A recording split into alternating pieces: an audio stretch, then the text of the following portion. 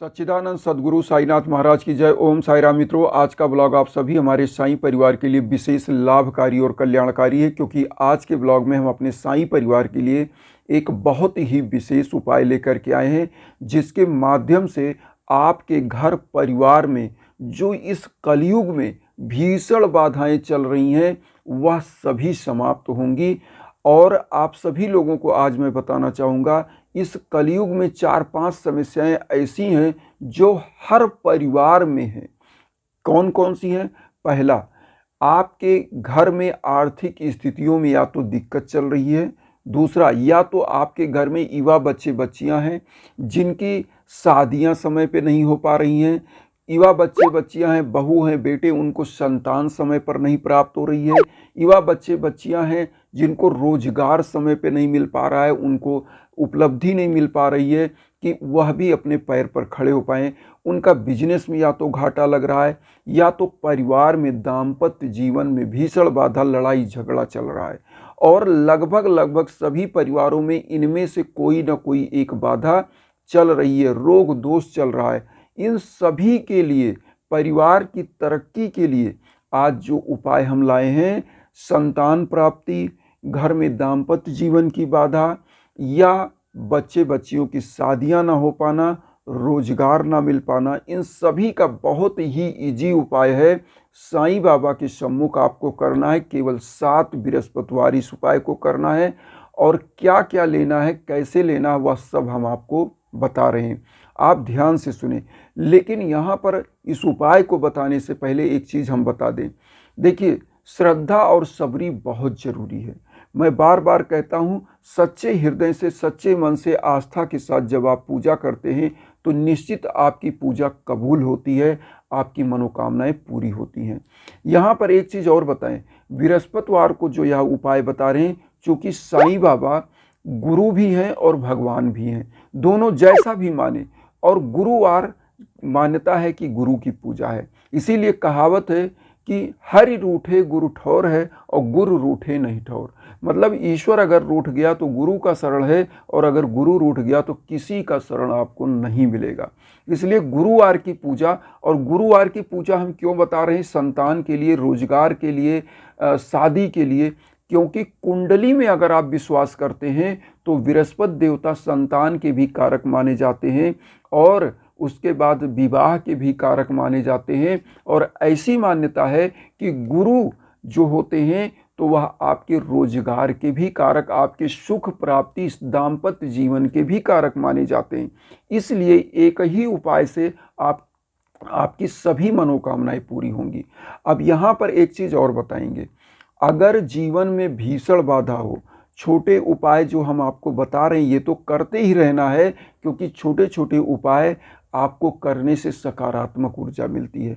लेकिन यहाँ पर एक चीज़ मैं हर ब्लॉग में अपने बताता हूँ कि हवन जरूर कराना चाहिए, क्योंकि हवन क्या होता है, आपके घर की भीषण से भीषणतम बाधाओं को समाप्त करता है। हवन की जो ऊर्जा होती है वह नकारात्मकता को समाप्त करती है, और आपके नाम, आपके गोत्र पर, आपके परिवार के लिए जब संकल्प होकर के हवन होता है तो निश्चित रूप से आपका कल्याण होता ही होता है। घर के अगर वास्तु दोष है, घर में अगर किसी भी प्रकार का दाम्पत्य जीवन, संतान ना होना, वैवाहिक समस्या, या किसी भी प्रकार की समस्या, रोजी रोजगार की समस्या, बिजनेस में घाटा, वह सब के लिए यह हवन ही रामबाण है। तो इसको, इसीलिए मैं अपना इंस्टाग्राम का आपको लिंक देता हूं कि आप उस पर संपर्क कर सकते हैं। कोई आपको दिक्कत नहीं हो इसलिए देते हैं। आइए पहले तो इस उपाय को आप जानते हैं कि कैसे करना है। सबसे पहले आप ध्यान दीजिएगा, आपको लेना है घी का दीप, आपको लेना है धूप बत्ती, आपको पीले पुष्पों की माला ले लेनी है। आप नहीं पीला पुष्प का माला पाते हैं, 2-4 पीला पुष्प पाते हैं, तो 7 पीला पुष्प कम से कम होना चाहिए। 7 गांठ हल्दी आपको ले लेनी है, इतना ले लीजिए। और उसके बाद भोग लगाने के लिए मिश्री, किशमिश या कोई फल, और 1 लोटा जल। और उसके बाद आप नहा धो करके कोई भी पीला आसन बिछाइए, उस पर साईं बाबा की प्रतिमा, मूर्ति, फोटो जो भी आपके पास है वह रखिए और 1 लोटा जल वहाँ रखिए, घी का दीप प्रज्वलित करिए, धूप बत्ती प्रज्वलित करिए और उसके बाद बाबा को भोग लगा दीजिए मिश्री और किशमिश का। अब यहाँ मंत्र क्या करना है, क्या उपाय करना है, यहाँ पर ध्यान दीजिएगा। सबसे पहले बाबा को पहले ही दिन आप कोई भी यहाँ दान के लिए मतलब दक्षिणा के रूप में बाबा को 11 रुपये भी अर्पित करिएगा। एक चीज़ बता दें, अब यहाँ पर पीला वस्त्र अगर आपके समर्थ हैं तो पीला वस्त्र बाबा को वहाँ पर चढ़ा दें और उस पीले वस्त्र को चढ़ा करके रखिए। मैं वो भी बताऊँगा क्या करना है। इसको दान के रूप में रख दीजिए बाबा को पीला वस्त्र। अब इसके बाद आपको करना क्या है, एक मंत्र आपको जाप करना है, ओम सर्व मंगल कराय नमः। ओम सर्व मंगल कराय नमः का एक माला तो जरूर आप डेली जाप करें 7 बृहस्पतिवार तक। एक माला हर बृहस्पतिवार आप जाप करेंगे। डेली की पूजा ये नहीं है, ये बृहस्पतिवार की पूजा है और संकल्प लेकर आप करेंगे। जैसे आपको अगर संतान नहीं हो रही है तो संतान के लिए कि प्रभु हमारी मनोकामनाएं पूरी करिए। और संकल्प कैसे लेना है, वो 11 रुपये बाबा के श्री चरणों में चढ़ाइए। वहाँ संकल्प के रूप में जो दक्षिणा आप देते हो, कभी भी किसी भी गुरु से किसी भी व्यक्ति से अगर आप अपना कुछ भी धर्म कर्म कराते हैं तो दक्षिणा देने से ही आपकी पूजा परिपूर्ण मानी जाती है। तो 11 रुपये दक्षिणा बाबा के श्री चरणों में रखिए। संकल्प के रूप में अपनी मनोकामना, जैसे रोजगार नहीं मिल रहा रोजगार, संतान नहीं संतान, या दाम्पत्य जीवन में बाधा चली है तो दाम्पत्य जीवन की बाधा, यह सब को बोल करके कि प्रभु यह सब मेरा निवारण करिए। 7 गांठ हल्दी बाबा के श्री चरणों में आपको चढ़ा देना है। क्या बोलते हुए, बाबा का 11 वचन बोलते हुए।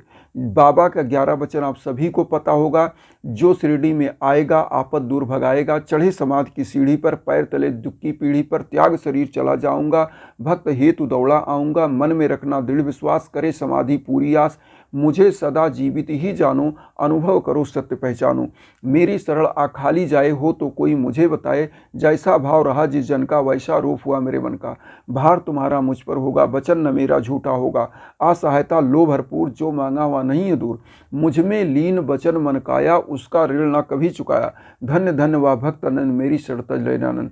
तो यह बाबा का 11 वचन आपको बोलना है और उसके बाद 7 गांठ हल्दी चढ़ा देना है।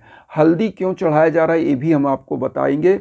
और ये हल्दी होता है गुरु का प्रतीक। गुरु को जब पीला चीज आप चढ़ाते हो तो अति प्रसन्न होते हैं, इसीलिए पीला वस्त्र आप चढ़ाए, पीली हल्दी चढ़ाया और घी का दीप और धूप बत्ती जलाया। 1 लोटा जो जल रखें उसको पहले थोड़ा सा एक आम का पत्ता डाल के या चम्मच ही डाल के आप चारों तरफ छिड़क लीजिए।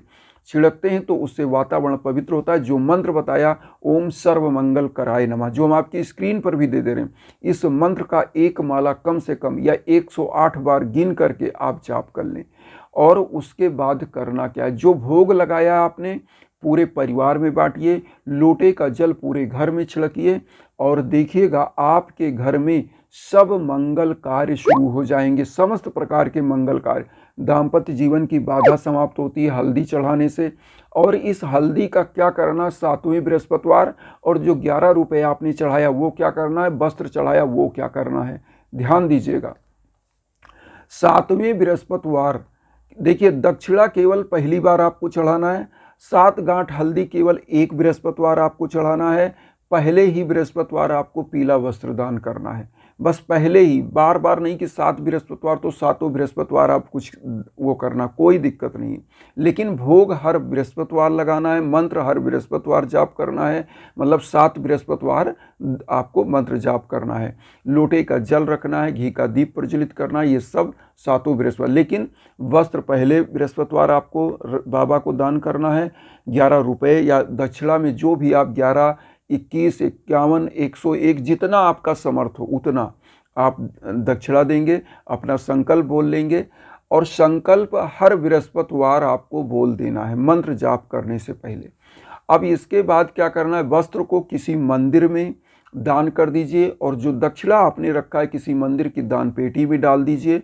और लास्ट में एक चीज़ बताऊं कि आखिरी बृहस्पतिवार मतलब 7वें बृहस्पतिवार आप क्या करिएगा, यह जो हल्दी आपने रखा है इसको किसी भी पीपल वृक्ष के नीचे रख दीजिएगा। 7वें बृहस्पतिवार को पूजा करने के बाद जाइएगा और हल्दी जो है सातों हल्दी वहीं पीपल वृक्ष के नीचे रख दें।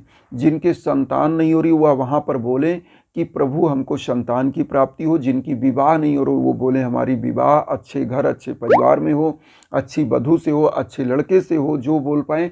और उसके बाद जिनका जॉब नहीं हो रहा है उसके, जिनका बिजनेस में घाटा रहा है वो ये बोलें। ऐसा बोलकर 7वें बृहस्पतिवार इस हल्दी को पीपल वृक्ष के नीचे रख दें। इससे दाम्पत्य जीवन सुखी होता है, पूरा परिवार तरक्की की तरफ जाता है और हल्दी होता है शुभता का प्रतीक। समस्त मंगल कार्य आपके घर में होने लगते हैं। लेकिन इसीलिए बार बार हम एक चीज़ बताते हैं कि श्रद्धा और सबरी के साथ उपाय किया जाए। ये कोई टोटका नहीं है कि आप गए यह चीज़। ये क्या होता है, हमारे जब आप वेदों में जाएंगे तो हर अन्न को किसी न किसी देवी देवता के रूप में माना गया है। हल्दी को गुरु के रूप में माना जाता है।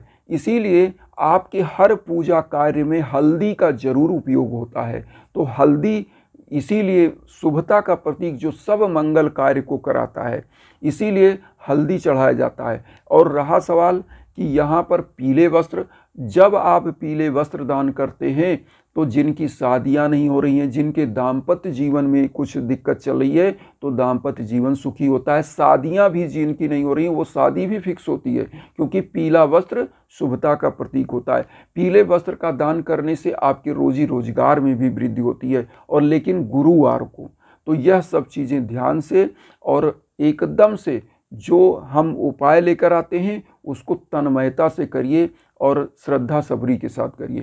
तो वसुधैव कुटुंबकम की जो भावना हम लेकर चल रहे हैं, आप भी अपना आशीर्वाद देकर मुझे भी अपना एक परिवार बनाइए और उन साईं भक्तों तक वीडियो को जरूर शेयर करिए जो किन्हीं कारणों से कष्ट में, दुख में। इसी भावना के साथ ओम साई राम।